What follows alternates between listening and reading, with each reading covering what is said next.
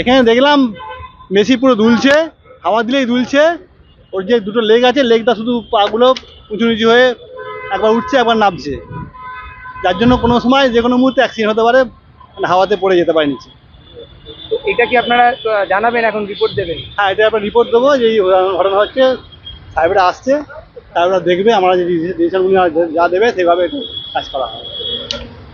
আপনার কি মনে হয় এটা কি এখান থেকে সরিয়ে দেওয়া উচিত? এখান থেকে সরিয়ে দেওয়া উচিত,